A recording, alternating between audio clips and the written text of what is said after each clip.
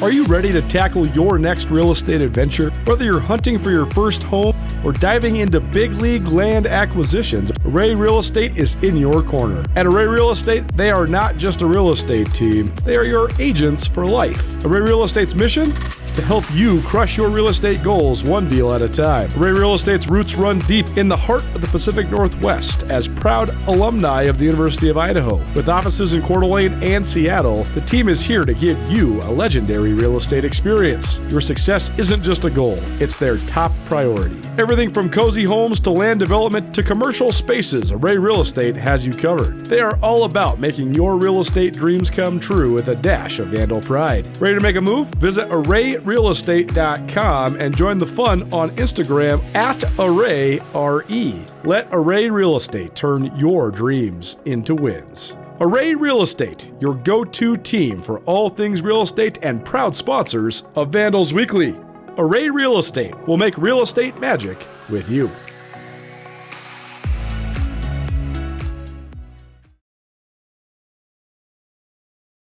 All right. Welcome to weekly press conference. We're going to start with Coach Jason Eck. We will have Jeremy Clevenger joining us as well. But Vandals coming off a disappointing loss at Montana State. But for the first time this season, we'll have back-to-back home games, starting with Cal Poly this weekend. Great opportunity for the Vandals to get back on track, but another Big Sky opponent, so that we know they're going to be tough. But we'll turn it over to Coach Eck. Hello, appreciate you guys coming out. We tough game for us the other night. I think it was a kind of a hyped up game, heavyweight fight, and we got our butts knocked out in that game. And just like football, just like life, sometimes you get knocked on your butt, and you got to get back up and you got to respond. And I'm anxious to see how our team does respond. I think we will respond well.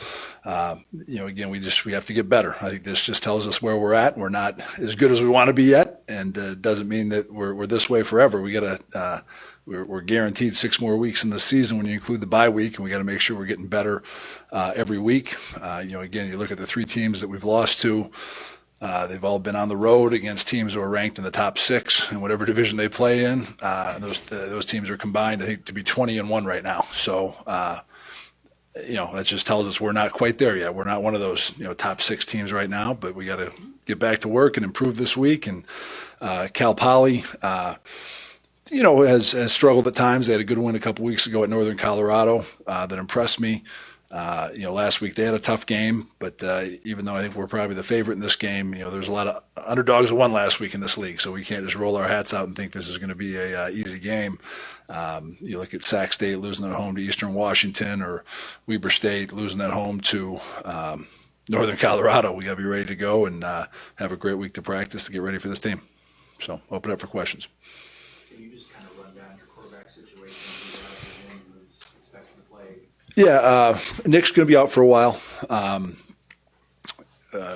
Probably similar timeline to what Jack was on. Jack's not going to be ready this week. So we have a lot of confidence in Jack Wagner. I think this will be, even better. I think those are tough weeks when your quarterback gets hurt early in a game and you got to come in and play when you haven't gotten as many reps. We gave Joseph Eck more reps last week knowing he was going to start. And then Rocco. We're going to get Rocco Koch ready to go. He's a good athlete. So excited to see him, get a little bit more opportunity here as the backup this week.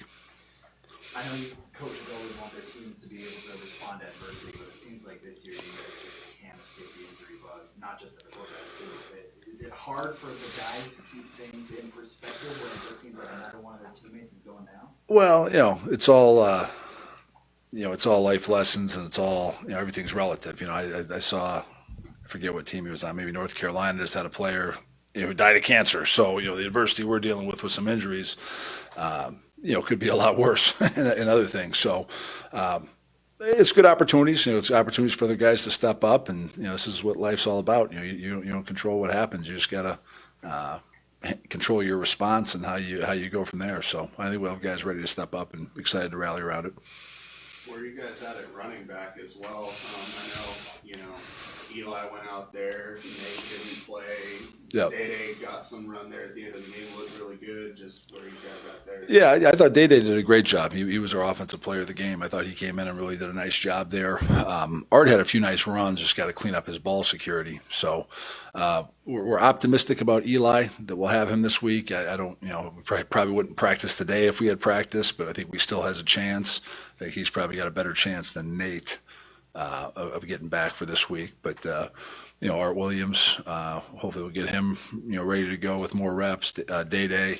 Markai McKinnon's been doing a good job on scout team. He may be a guy who, factors in as well this week that we'll get some reps to get ready. And then just overall injury-wise, is there any other guys that are dinged up? Yeah, we got a few guys dinged up, but I think we're optimistic everyone else will play, outside of Joseph Eck. We'll see how guys progress throughout the week. And do you expect Lane back like post-bye week? Are you going to try and get him ready for Eastern? Where's he at? He's getting X-ray today, so I haven't heard the results yet of that with how he's looking. I don't think, I think we got to get him cleared to start throwing, first, and then we'll see where he's at with getting back into it. But I think that would be Eastern would be absolute best case scenario, and then we'll see beyond that if it's after the bye week. That bye week. If he's not ready for Eastern, it's nice to have 2 weeks before the next game. If you're giving Cook reps, who's running the scouts? We're going to use probably a guy who played high school quarterback. Probably not Irwin, because Irwin's factoring in and playing a little bit more on defense now. So it might be Aaron Kinsey, might be Marquand McCraney. We got a few guys who are high school quarterbacks. Just defensive-wise, I know, you guys have been one of the best defenses in Big Sky all year. You kind of got punched in the mouth on Saturday. Just how are you hoping to see those guys respond this week? And just overall looking at the tape, what did you see from the defense? Yeah, I thought they played very well. I thought they blocked us up pretty good. I think they had some good, schematic things that were tough on, some of our base rules with our defenses, which is, really good coaching by them to, kind of figure out some of our rules and put us in, binds with things. So, I think we got to, just make sure when your execution is not great, I think you need to just reduce your volume of what you're doing a little bit and try to really focus on your execution, your block recognition, your block, defeat, staying in the right gaps, and just focus on execution. Because if it doesn't do you good to do a lot of things average. You need to do a few things really good, and it's great when you can do a lot of things really good, but I think we just got to simplify. We got to keep looking about putting our players in the best positions, try to play to their strengths. It was disappointing because I thought I anticipated us hanging in better against the run than we did, and really we did not stop the run well all day. When you guys played Oregon, you looked physically capable to match up with Oregon. Against Montana State, on both sides of the ball, you look generally slower. Are you running out of gas, or what's happening? I think that can be a factor a little bit as the season goes on. I think we do have to do a good job of making sure we're, with our bye week being so late in the year that we're not, wearing out the guys in practice.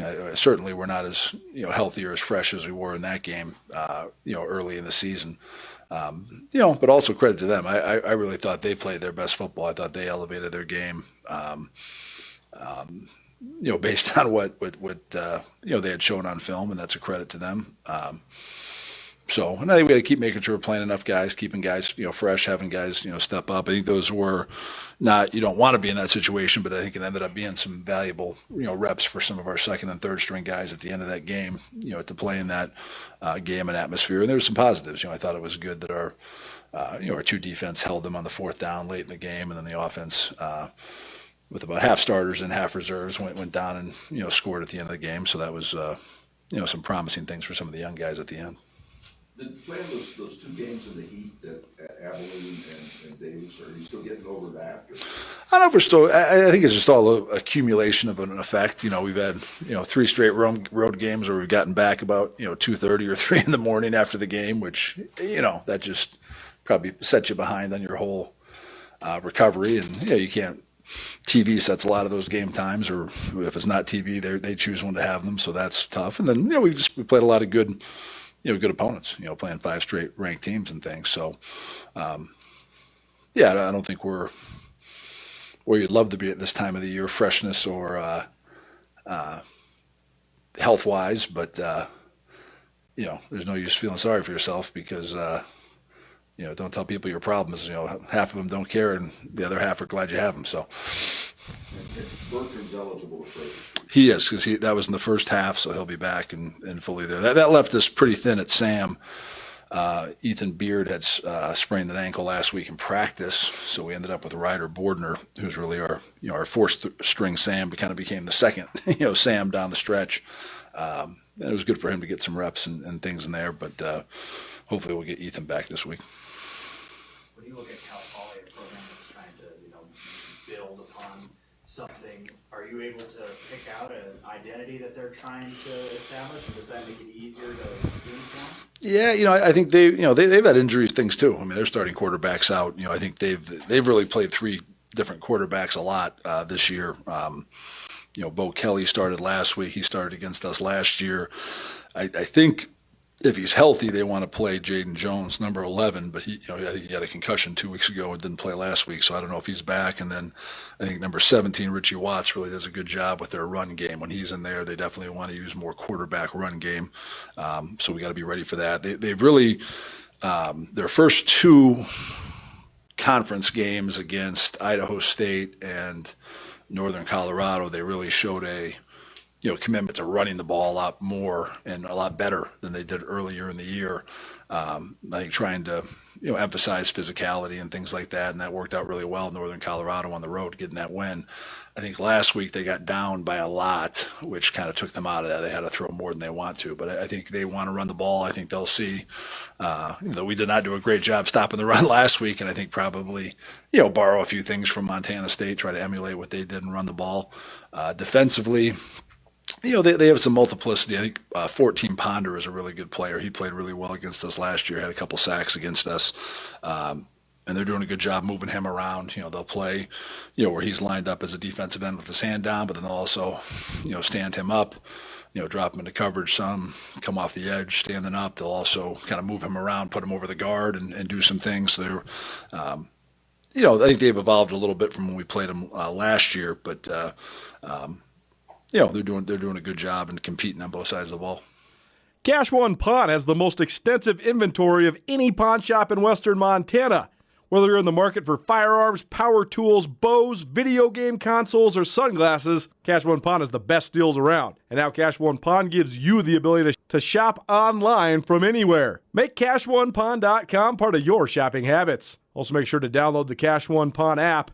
Cash One Pawn, Missoula's premier pawn shop, located on Roller Coaster Road on the way to the Y. Coming off a week where your offense had struggled, do you go into this week saying, okay, when we get to the game, we want to accomplish X, Y, and Z? Are there certain goals you want to set for yourself for the offense this week?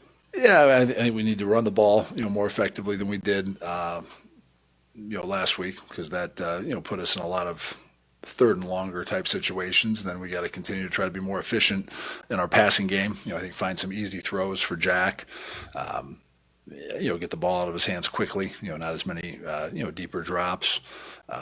Keep taking advantage. We had a few shots in that game we didn't hit. Which was kind of frustrating. We had that Dwyer ran some really good routes in the game, and there was probably at least twice that I think if we could have just executed a little better, we had a touchdown set up, but you got to execute, you got to put it together. So again, I think trimming the volume a little bit just to make sure that we have the execution, because when you get a play called and you get the defense that you want that play against, you got to capitalize on that. And obviously Montana State did a lot better job executing those situations than we did on Saturday. But I think we can lean on. I thought there were times where we were physical, running the ball. I thought the first series of the second half, we had a good start. We had a few plus 10-yard runs, and then 26 makes a great play and rips the ball out of our back's hands, for a turnover. That was the drive where Eli got a little nicked up, and he had about a 15-yard nice run when he got nicked on that thing. So we definitely have to establish our run game. I thought there were times when we were physical and did a good job. We got to be much more consistent. We got to start faster with that, because it's tough to emphasize your run game when you're down a lot in the game like it ended up being last week. But we got to have more consistency. We got to be better on third down, as well. I think we were 1 of 13, which is, you're not going to win football games going 1 of 13 on third down. to 100%, probably not quite 100%, but he's close. Because Montana State's Montana State, probably one of the best teams to play this year, but he did not look like he had one of his. It looked like he was on a downward trajectory. Yeah. I think I attribute that mostly just to not getting as many reps last week in practice because we were getting Nick more reps to do that. I think that's always the toughest situation. You'd usually rather, have a quarterback, know the quarterback's out all week so you can get somebody else ready, and again, that was Nick's first start. So we were given, Nick a solid majority of the reps. So I think I think the game was moving fast for him. And Montana State does a really good job of disguising coverages and trying to confuse you, which, you miss those reps. And you also come into a game where you're already, I'm not sure if it was 14-0 or 21-0 when he came in, but, when you come into those games where you're going to have to, throw it more than ideally you want to, those are tough games to come into. Assuming that, and kind of hypothetically, that you guys get through the rest of the season without any major injuries and somehow meet up against Montana State in the playoffs, what do you do differently? A lot. We had to do a lot differently. I don't want to share too much to give them ideas if we play them again, but certainly we had to do different things to stop the run, stop Tommy Malott running too. I thought some of their pulls were good. I think we got to handle some of their motions. They did a good job kind of manipulating things with motions. Their second touchdown, they did a good job of motioning over, which kind of changes our coverage responsibilities. And then they hit the wheel route up the sideline, for about a 33-yard touchdown. Probably be a little simpler, just trying to, don't try to have perfect calls for everything. And then, offensively, I think we got to, look at some different things to run the ball. I think we got to do a great job with protecting better. We really had a bust in protection on the play that Nick Joseph gets hurt on. So we got to make sure we're simple and solid enough in our protections to block those guys up because they're good players.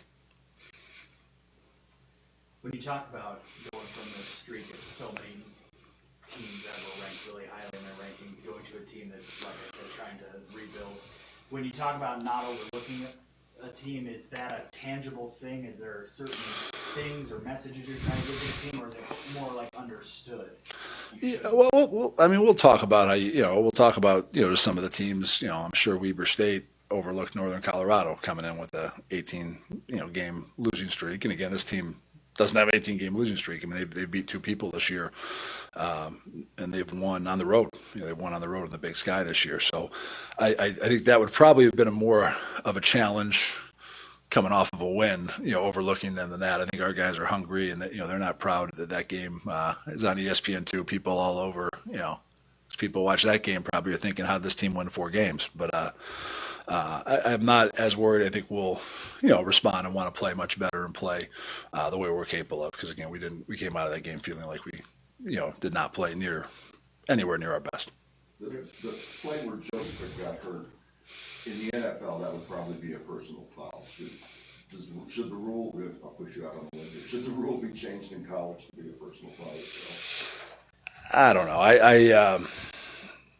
Tough to say. I mean, I think it was a pretty good clean hit. I mean, it was a good play by Nick because he made the first guy, somebody came free first and he made that guy miss.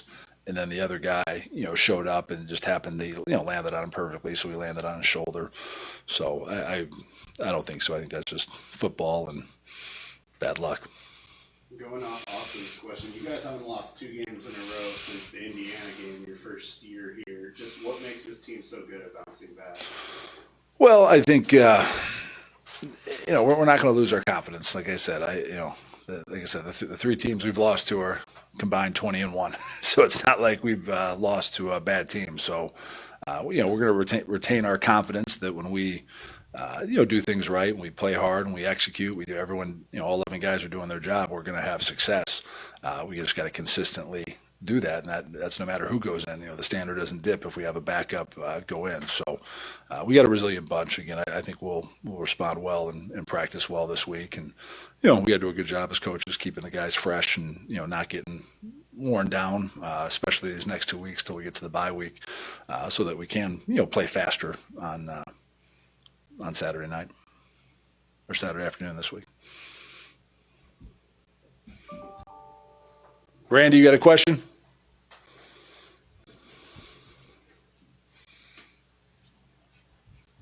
Randy, you're not napping there, are you, Randy? No, but I can't hit the mute button. Apparently. Okay. Real quick, you had kind of talked to me after the game about the Keyshawn play and his personal foul. After watching the tape, have you seen anything different from that? Yeah, I think watching it on tape, I went back and watched the TV copy as well for that play just to hear the whistles and stuff. I just think he was locked in and didn't hear the whistle, but everyone else is stopping, so you got to hear the whistle there and lay off. And it was a shame because that was a big momentum play, and that's foolish penalties can hurt you, whether it was that or the targeting penalty, which I don't think either of those were intentional by those guys to commit a penalty, but we got to be more disciplined in those situations. You got to hit guys below the shoulders and below on the punt coverage, and we got to hold off there at the end. I think if you would have just bumped into him, he'd be all right, but when you knock the guy down, that's going to get called 15, and so I think that was a good call, and that just shows you in those games you can't help. Montana State's good enough. You can't help them with two big 15-yard penalties, especially when it would have been 3rd and 17 and 1, and the other one, we would have had them pinned back at the 5 when we're down by 14. If we can get a stop there, maybe get some field position set up for the offense. So, some good learning moments that, we got to learn. We got to learn a lot from this game. Learn a lot from this game, and so hopefully history does not ever repeat itself. No problem. All right. Thanks, guys. Appreciate you guys. Join Town Pump's Pump It Up Rewards Plus program and never pay full price for fuel again. Save 5 cents on every gallon every day at any Town Pump across Montana. Plus, earn and redeem points on your favorite in-store items to get free stuff with our clubs. Stop in and pick up a rewards card. Download the Pump It Up Rewards Plus app today. Or visit townpump.com/rewards to register and start saving. Town